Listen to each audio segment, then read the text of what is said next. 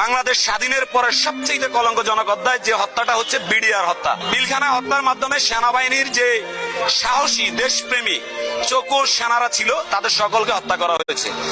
সেই হত্যার মধ্য দিয়ে শুরু হয় একনায়কতন্ত্র কায়েমের যে নীল নকশা, তার প্রথম বাস্তবায়িত হচ্ছে। এক নাম্বার হচ্ছে এটা। দ্বিতীয়ত আপনারা দেখেন তারা একটা নতুন প্ল্যান করেছে, সেটা হচ্ছে 1971-এর রাজাকারদেরকে তারা চিহ্নিত করবে। রাজাকার চিহ্নিত বলতে গেলে কি, জামায়াতের বড় বড় নেতা যারা আছে তাদেরকে রাজাকার, তারপরে বিএনপি থেকে সালাউদ্দিন কাদের ছিল চট্টগ্রামের, তাকেও রাজাকার। এভাবে তারা একটা রাজাকারের নাটক তৈরি করছে, যেই নাটকের মধ্যে দিয়ে রাজাকারের নামে আন্তর্জাতিক অপরাধ ট্রাইব্যুনাল করে তারা ফাঁসি দেয় বাংলাদেশের অসংখ্য সিনিয়র রাজনীতিবিদ দেশপ্রেমিকদেরকে।